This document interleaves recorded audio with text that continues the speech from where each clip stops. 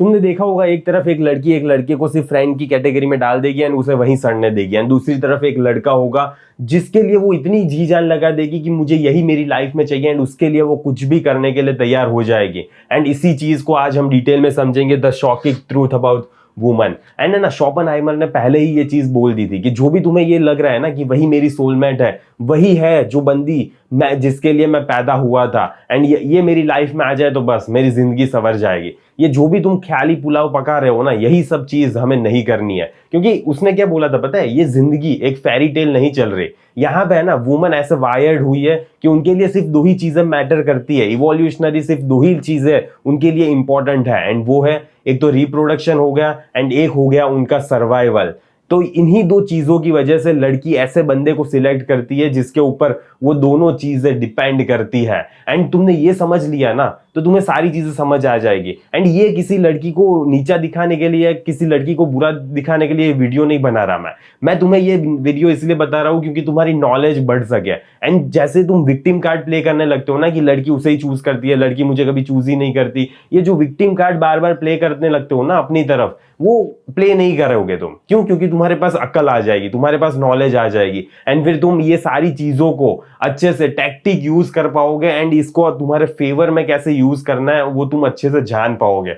And तुम्हें अगर वैसे ही मेरा डेटिंग कोर्स चाहिए कि कैसे उस लड़की को टेक्स्ट के थ्रू डेट तक ले जाना है, तो चेकआउट करो, तुम्हें कमेंट में पिन मिल जाएगी। 4.5 घंटे से भी ज्यादा का कोर्स है। सो आज ही चेक करो एंड डिस्क्रिप्शन में देख लो कि क्या क्या तुम्हें चीज प्रोवाइड हो रही है, कौन से लेसन है, कौन से चैप्टर्स है, एंड कैसे तुम उसको टेक्स्ट के थ्रू डेट तक ले जा पाओगे, एंड डेट में भी क्या क्या चीजें करनी है। तो आज के वीडियो का कोर आइडिया आखिरकार क्या है? क्या love is equals to biological programme, not a fairy tale. तो ये ख्याल में रहना बंद कर दो कि मेरी लाइफ में तो वही चाहिए, एंड ये एक बंदी अगर नहीं आई, इसने मुझे रिजेक्ट कर दिया तो मेरी लाइफ तो तबाह हो जाने वाली है। एंड अगर जैसे वो मुझे रिजेक्ट कर देती है ना, तो वैसे मेरे दिल में इतना ज्यादा दर्द होने लगता है, चोट पहुंचने लगती है मुझे कि क्या ही बोलूं अब मैं। तो यही सारी चीजें तुम अब आगे से करना बंद कर दोगे। Desire is felt not argued. ये तुम जो लड़की को बार बार कन्विंस करने की कोशिश करते हो ना कि प्लीज मुझे एक्सेप्ट कर लो ताकि वो तुम्हें डिजायर्ड फील करने लगे, पर ऐसा नहीं होता। तुम आर्ग्यूमेंट से डिजायर्ड फील नहीं करवा सकते बंदी को। So stop taking it personally, act strategically. And आज के बाद है ना तुम ये सारी चीजें पर्सनली लेना बंद कर दोगे एंड स्ट्रेटेजिकली सोचोगे कि तुम्हारे लिए सबसे अच्छी चीज क्या है एंड तुम्हें कैसे क्या करना है। So 3 rules of the game, ये 3 रूल्स को जान लो आखिरकार। Women select for value, status, confidence, resources. इन तीनों चीजों पे लड़कियां सबसे ज्यादा प्रायोरिटी देती है। सो सबसे पहले तो लड़कियों को वैल्यू चाहिए होती है, तुम्हें पता ही होगा। वो किसी भी अरे गहरे नथु गहरे को सिलेक्ट नहीं कर देती। क्यों? क्योंकि उसके लिए मैटर करता है कि स्टेटस क्या है इस बंदे का, ये बंदा अपने आप में कॉन्फिडेंट फील कर रहा है कि नहीं, इसके पास रिसोर्सेज है, गाड़ी है, बंगला है, क्या है, ये सारी चीजें वो देखती है एंड तब जाके सोचती है कि हाँ ये मे बी अच्छा बंदा है।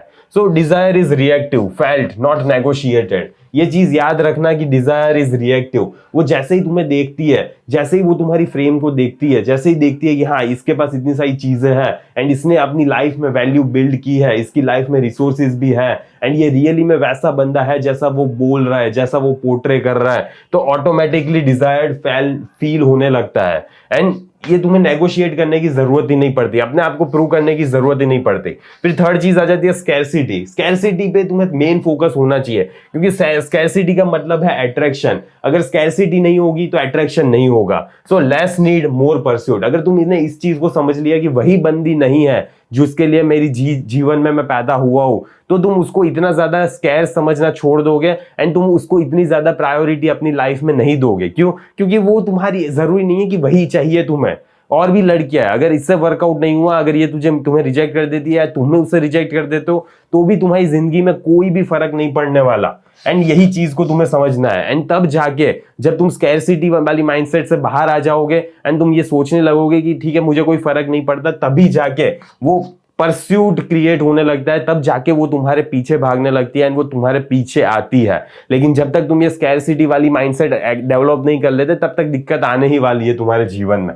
सो रियल लाइफ सिनेरियोज पे हम फोकस कर लेते हैं, ये रियल लाइफ में कैसे वर्क करता है। सो देख लो, मान लो एक बंदा है ऑफिस में है। अब ओवरवर्क में क्या है कि वो ऑफिस में बहुत ज्यादा मेहनत कर रहा है, सोच रहा है कि इसके बाद जब मैं घर जाऊंगा तब मेरी बीवी मुझे अप्रिशिएट करेगी, वो देखेगी कि कितना ज्यादा मैं मेहनत कर रहा हूँ, एंड अपनी हेल्थ को भी फोकस नहीं कर रहा क्योंकि मुझे काम पे ध्यान देना है, मुझे पैसे कमाना है, तब जाके मैं तुम्हारे लिए ध्यान रख पाऊंगा, तुम्हें अच्छे से प्रोवाइड कर पाऊंगा। एंड वो बंदा उनके बारे में ही सोच रहा है, वो अपने बारे में सोच ही नहीं रहा। एंड उसको लग रहा है कि इससे मुझे रिस्पेक्ट मिल जाएगी, कि मैं ओवरवर्क करूंगा, मैं इतना ज्यादा काम करूंगा, अपने आप को प्रायोरिटी नहीं दूंगा तो मुझे रिस्पेक्ट मिल जाएगी। पर होता क्या है रियलिटी में, उसको रिस्पेक्ट मिलती ही नहीं है। एंड लड़की फिर ऐसा भी चांसेस होता है कि लड़की दूसरे कहीं पे देखने लगती है आजू बाजू दूसरे ऑप्शंस कैसे है कैसा है। So availability is equals to low value. And तुम जब भी उसको इतनी ज्यादा प्रायोरिटी देने लगते हो ना, तुम ऐसा नहीं सोचते कि हाँ मैं ऑफिस में काम कर रहा हूं तो उसके बाद भी मुझे अपनी हेल्थ पे ध्यान देना चाहिए, मुझे अपनी और ज्यादा पैसे कैसे कमाऊं उस चीज पे ध्यान देना चाहिए।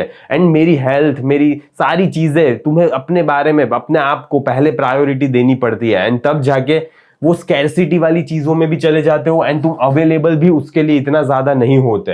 एंड तब जो लो वैल्यू अभी तुम शो कर रहे हो ना, जस्ट काम कर रहे हो एंड किसके लिए, उनके लिए, तो वो सारी चीजें क्रिएट नहीं होती। क्यों? क्योंकि तुम अभी भी अपने आप को ज्यादा प्रायोरिटी दे रहे हो। एंड वही चीज जब देखती है लड़की कि हाँ भले हम इनकी लाइफ में आगे, लेकिन फिर भी ये हमें इतनी ज्यादा प्रायोरिटी नहीं दे रहा, ये अपने आप को ही ज्यादा प्रायोरिटी देता है, तब जाके एक अट्रैक्शन, तब जाके एक चेज क्रिएट होता है। सो डेटिंग एप्स पे तुमने ये बहुत ज्यादा अच्छा सिनेरियो देखा होगा कि कुछ लोग ऐसे 80% लड़कियां सिर्फ ऐसे 20% लोगों को भाव दे रही होंगी, उसके पीछे ही भाग रही होगी एंड उसको ही राइट स्वाइप कर रही होगी। ऐसा क्यों होता है? क्योंकि वो एक अच्छा लाइफस्टाइल, एक अच्छी वैल्यू शो कर रहा है, वो अपनी लाइफस्टाइल दिखा रहा है, वो ऐसे अपनी सिर्फ फ्लीडिंग सेल्फीज नहीं खींच के डाल रहा। तुम अगर ये समझ लो कि तुम डेटिंग एप्लीकेशंस पे सिर्फ अपनी सेल्फीज डाल रहे हो या ऐसा कुछ डाल रहे हो जिसका कुछ मतलब भी नहीं निकल रहा, वो कभी भी तुम्हारे फेवर में काम ही नहीं करता। एंड इस चीज को तुम्हें समझना पड़ेगा, इसलिए वो चीज अवॉइड करो एंड ऐसी चीजें दिखाओ जो रियली में तुम शो करे कि तुम अपनी लाइफ पे, तुम अपनी आप की वैल्यू करते हो।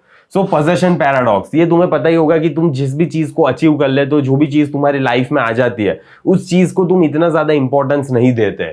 सो कॉन्क्वेस्ट एक्साइट्स, जब भी लड़की तुम्हारी लाइफ में नहीं आती तब तक तुम एक्साइटमेंट रहती है कि हाँ यार ये मेरी लाइफ में अभी तक नहीं आई, मुझे और भी ज्यादा मेहनत करनी है या मुझे ये वो चीजें करनी है। लेकिन जैसे ही वो तुम्हारी लाइफ में आ जाती है वैसे ही तुम तो उसकी वैल्यू नहीं कम करते, पर वो जरूर तुम्हारी वैल्यू कम कर देती है, क्योंकि इससे पहले उसके जीवन में अनसर्टेनिटी थी कि ये बंदा मेरी लाइफ में आएगा नहीं आएगा, क्या होगा। लेकिन जैसे ही तुम उसकी लाइफ में चले जाते हो तब वो जो पोजेशन वाला फैक्टर था कि अभी तक इसने मुझे पोजेस नहीं किया, वो वाला फैक्टर नहीं हुआ था एंड इसीलिए वो तुम्हें चेस कर रही थी। लेकिन अभी वो पोजेशन वाला फैक्टर खत्म हो गया एंड तुम अभी भी उसको चेस करे जाओ, लेकिन वहां पे उसका सिनेरियो खत्म हो जाता है, वो ये माइंडसेट से बाहर निकल जाती है एंड वो तुम्हें इतना ज्यादा डिजायर्ड फील नहीं करती। सो कॉन्क्वेस्ट जब भी होता है तभी वो एक्साइटमेंट रहती है एंड जब भी पोजेशन हो जाता है तो वो बोरिंग लगने लगता है। एंड इसीलिए लड़की इतना ज्यादा एक्साइटमेंट नहीं फील करती जब वो रिलेशनशिप में आ जाती है, जब तुम उसके साथ सेम वही चीज करते रहते हो बार बार बार बार। एंड तुम्हें तो लगता है कि हाँ यही चीज से अट्रैक्शन रहेगा, लेकिन नहीं, तुम्हें पता ही है कि नहीं रहता ऐसा अट्रैक्शन। एंड धीरे धीरे वो बोर फील करने लगती है एंड फिर पता नहीं क्या ही होता है कि रिलेशनशिप में जो वो स्पाइस था पहले वो अभी है ही नहीं स्पाइस। अब इसकी बात कर लेते हैं कि आखिरकार तुम्हें करना क्या है, तुम्हारा मेन फोकस होना किस चीज पर जाए। तुम्हारा फोकस इस 3 फैक्टर्स पे होना चाहिए, 3 ट्रांसफॉर्मेशंस पे होना चाहिए। सबसे पहला इकोनॉमिक सॉवेरेंटी। जब तुम्हारे पास ये होती है ना कि तुम्हारे पास पैसे हैं एंड तुम इंडिपेंडेंट हो, तब तुम किसी पे डिपेंड नहीं होते, तब तुम्हारे पास ये फ्रीडम आ जाती है कि तुम वॉक अवे कर लेते हो कि हाँ ठीक है मैं उसकी लाइफ से चला जाता हूँ एंड मेरे पास पैसे है ही, अगर फिर भी वो मेरी शक्ल बार बार देखना चाहती है या बार बार अपनी शक्ल मुझे दिखा दे रही है एंड मेरे जीवन में से जा नहीं रही, तो मैं कहीं पे थोड़ा वैकेशन में चला जाता हूँ एंड थोड़ा एंजॉय कर लेता हूँ अपने आप को, ताकि मैं इसकी शक्ल को भूल सकूं। तो ये सारी फ्रीडम रहती है जब तुम्हारे पास पैसे होते हैं। फिलोसॉफिकल डेप्थ, अब ये सबसे मेन दिक्कत ये आती है कि लोगों के पास फिलोसॉफिकल डेप्थ होती ही नहीं है। लोग है ना पढ़ते नहीं है एंड फिर पढ़ने के बाद सोचते नहीं है एंड लोग सोच ही नहीं पाते, यही दिक्कत है। थिंक फॉर योरसेल्फ, तुम्हें अपने बारे में सोचना है एंड तुम क्या करते हो पता है, तुम ऑटो पायलट मोड पे चले जाते हो। ऑटो पायलट मोड पे ही नहीं जाना है, तुम जैसे ही अपना कंट्रोल अपने इमोशंस को दे देते हो वैसे ही भसड़ मचना स्टार्ट हो जाती है। तो इसीलिए हमें अपना कंट्रोल अपने आप में, अपने लॉजिकल ब्रेन में रखना है, क्योंकि अगर तुमने लॉजिक यूज करना बंद कर दिया तो तुम्हारे इमोशंस तुम्हारे ऊपर इतना हावी हो जाएंगे कि तुम आगे बढ़ ही नहीं पाओगे एंड दिक्कत सबसे ज्यादा तभी स्टार्ट होती है।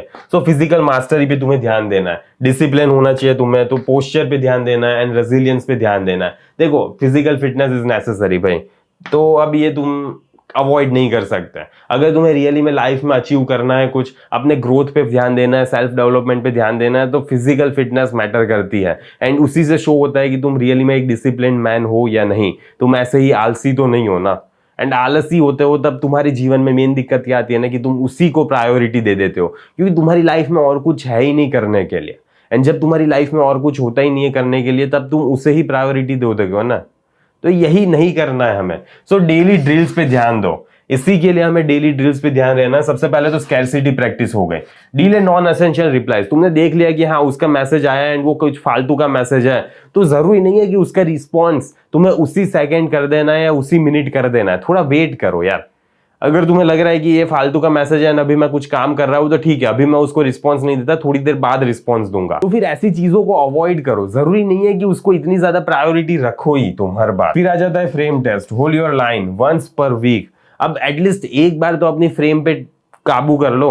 कोई तुम्हें भड़काने की कोशिश कर रहा है, कोई तुम्हें उकसाने की कोशिश कर रहा है, या कोई तुम्हारे डिसीजन को चेंज करने की कोशिश कर रहा है, तो तुम उसको यह बोल सकते हो ना, हाँ ठीक है मैं तुम्हें सुन रहा हूं, लेकिन फिर भी मैं अपना डिसीजन चेंज नहीं करने वाला, मैं यही चीज करने वाला हूं क्योंकि यही चीज सही है, लॉजिकली यही राइट डिसीजन है मेरी लाइफ में, एंड इसीलिए मैं यही चीज करना चाहता हूं एंड करूंगा मैं यही चीज। एंड ऐसे ही तुम्हें अपने आप के लिए स्टैंड करना सीखना पड़ेगा। सो फ्रेम टेस्ट पे ध्यान दो। Value building. अब वैल्यू बिल्डिंग तो as important as it is 15 to 30 minutes reading, इतना तो कर लो, ठीक है, स्टार्टिंग में इतना ही कर लो, 15 से 30 मिनट के लिए रीड कर लो एंड 30 to 60 मिनट्स स्किल पे फोकस करो, क्योंकि अगर तुम्हारे पास स्किल नहीं होगी तो तुम्हारी वैल्यू धीरे धीरे गटर में ही जाने वाली है, तो बेटर है कि मत करो ये।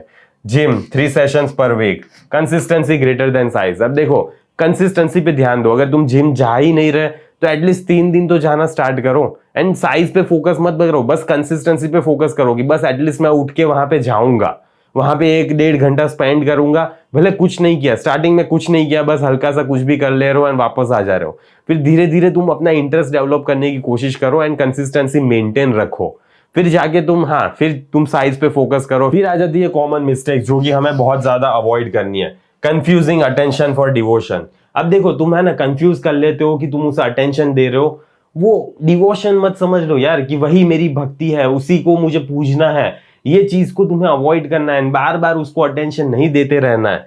Making her your identity. अब तुम उसको अपनी आइडेंटिटी बना देते हो, तो ये तो बहुत ज्यादा दिक्कत है। देखो जब तुम्हारे जीवन में कुछ और नहीं होता ना करने के लिए, तब तुम उसे ही अपनी आइडेंटिटी बना देते हो, एंड ये सबसे बड़ी दिक्कत आती है। जैसे सैयारा मूवी में हुआ है, वैसे ही तुम भी रियल लाइफ में वैसा ही करने लगते हो, लेकिन उससे कुछ फायदा नहीं होता, उससे तुम्हारे जीवन की बर्बादी ही होती है। तो बेटर है कि इन सारी चीजों को अवॉइड करो। Expecting fairness to win attraction. अब बहुत सारे लोग क्या सोचते हैं ना कि यार फेयरनेस होनी चाहिए, हर लड़के को अच्छे से देखनी चाहिए, वो लड़की लड़की ही खराब है, and her bar victim card play करने लगते हैं, एंड यही दिक्कत है। तुम फेयरनेस एक्सपेक्ट नहीं कर सकते यार, वो इवोल्यूशनरी ऐसे डिजाइन हुई है, तो अब तुम्हें उसी हिसाब से तुम्हें भी अपने आप को चेंज करना पड़ेगा। एंड ये सारी चीजें खराब थोड़ी है। अगर तुम अपने आप को ज्यादा प्रायोरिटी दे रहे हो, अगर तुम ज्यादा पैसे कमा रहे हो, अगर तुम अपनी हेल्थ पे फोकस कर रहे हो, तो इससे तुम्हें क्या ही नुकसान हो रहा है? क्यों तुम आलसी की तरह वहां पड़े रहना चाहते हो? क्यों तुम अपने आप पे काम करना नहीं चाहते? क्यों तुम अपने आप को अपग्रेड करना नहीं चाहते? आखिरकार क्या है उसका रीजन? एंड बार बार विक्टिम कार्ड क्यों प्ले करते रहते हो कि वो लड़की तो यार उसे ही चूज करती है, मैं तो इतना, मैं भी इतना अच्छा हूं लेकिन फिर भी मुझे चूज नहीं करेगी, तो वही खराब है, वही सारी लड़कियां खराब होती है। ये सारी चीजें बोलने से कुछ भी फायदा नहीं होने वाला तुम्हें। बेटर है कि अपने आप पे ध्यान दो, अपने आप को ग्रो करो, एंड ये सारी चीजें बाय प्रोडक्ट है, तुम्हें मिल ही जाती है। सो फिक्स यही है, देखो बिल्ड वैल्यू नॉट प्लीज। अपनी वैल्यू बिल्ड करोगे तो तुम्हें किसी को प्लीज करने की जरूरत नहीं पड़ेगी। ऐसे जैसे अरेंज मैरिज हुआ था, मैंने पता है एक सिनेरियो अटेंड किया था, उसमें क्या हुआ था कि एक लड़की को देखना है लड़के वाले। अब लड़के वाले इतना ज्यादा उस लड़के को सेल करने की कोशिश कर रहे हैं कि मेरा लड़का पास्ट में ये चीजें करता था, अभी ये चीजें कर रहा है, एंड फ्यूचर भी इसका बहुत सारा अच्छा हो जाएगा। तो क्यों अपने लड़के को सेल करने की कोशिश कर रहे हो यार? क्यों बार बार अपनी वैल्यू प्रूव करने की कोशिश कर रहे हो? यही सारी चीजें तो हमें नहीं करनी है। दिखनी चाहिए तुम्हारी वैल्यू। तुम जब भी आराम से शांति से कॉन्फिडेंटली बैठे होते हो, तुम अपने आप में काम रहते हो, तो सारी चीजें दिख जाती है। तुम्हें अपने आप को बार बार प्रूव करने की जरूरत नहीं होती। तुम जितना ज्यादा अपने आप को प्रूव करोगे, उतना ही ज्यादा लोग तुम्हें नीचा ही दिखेंगे, एंड तुम्हें कुछ भी तुम्हारी वैल्यू नहीं समझने वाले लोग, क्योंकि तुम्हें प्रूव करने की जरूरत पड़ रही है। एंड जब जब तुम्हें प्रूव करने की जरूरत पड़ेगी, तब तक तुम्हारी वैल्यू जीरो है man. So how to respond when hurt. अगर तुम्हारे दिल को चुभ जाता है कोई चीज तो तुम्हें कैसे रिस्पॉन्स करना है? सबसे पहले तो पॉज हो जाओ, शांत हो जाओ, रिफ्रेम करो। It's biology. हाँ, लड़की ने अगर तुम्हें रिजेक्ट कर दिया, लड़की ने तुम्हें कुछ भी ऐसा किया है कि जो वो नहीं करना चाहिए था लेकिन फिर भी कर दिया, तो ठीक है, वो बायोलॉजी है, not judgement of worth. Okay, वो उससे तुम्हारी वर्थ को कुछ भी ज्यादा चोट नहीं पहुंची है, तो उसको वैसे कंसिडर करना या वैसे सोचना, सारी चीजें बंद कर दो। बस ये देखो कि ये बायोलॉजी है, ये ऐसी हरकतें करती है। So reply neutral. Okay, neutral reply करना है तुम्हें, ओके टेक केयर, बस इतना सा ही करना है तुम्हें, चले जाओ। फिर reclaim energy, focus on drills. And वापस यही तुम्हें फोकस ऑन ड्रिल्स करना है, जो ड्रिल्स मैंने तुम्हें बता दी थी, जिस चीज पे तुम्हें ज्यादा से ज्यादा ध्यान देना है, ये ड्रिल्स। अगर ये ड्रिल्स को तुम इंपॉर्टेंस नहीं दोगे तो लाइफ तुम्हें इंपॉर्टेंस नहीं देगी, तो ये चीज याद रखना। तो ये हो गया how to respond to an hurt. अब ये चीज को याद रखना कि एक ड्रिल पे फोकस करना स्टार्ट कर दो and do for 30 days, at least इतना तो करो, एंड फिर तुम्हारी आदत बन जाएगी। तुम्हें पता ही है कि 21 दिन जो भी तुम चीज करते हो तो वो तुम्हारी धीरे धीरे आदत बन जाती है, एंड तुम फिर वो करते ही जाते हो, तो फिर वो तुम्हें इतना ज्यादा संघर्ष नहीं करना पड़ता जितना आज करना पड़ रहा है। तो फिर जितना ज्यादा तुम्हें किसी की कम जरूरत पड़ती है, the less you need is equals to more attraction, तो उतना ही ज्यादा अट्रैक्शन बढ़ता चला जाएगा। एंड देखो, तुम जैसे ही अपनी लाइफ पे फोकस करते हो, इन सारे पैरामीटर्स पे फोकस करते हो, अपनी वैल्यू बिल्ड करने पे फोकस करते हो, तो तुम्हारे पास इतना टाइम होता ही नहीं है कि तुम उस बंदी को इतना ज्यादा टाइम दे सको, एंड इसी वजह से तुम उसको कम टाइम देते हो, एंड इसी वजह से तुम्हारी अट्रैक्शन, तुम्हारी वैल्यू ज्यादा इंक्रीज होने लगती है। So be value, be scarce, be free. हो गया, इन चीजों को याद रखना। एंड मुझे आशा है कि इस वीडियो से तुम्हें कुछ सीखने को, समझने को मिला होगा। अगर तुम्हें कोर्स चेकआउट करना है तो कमेंट में पिन है, चेक कर लो। एंड बस यहीं पे समाप्त करते हैं, जल्दी मिलेंगे अगले वीडियो में। अंटिल देन, बाय बाय, सी या।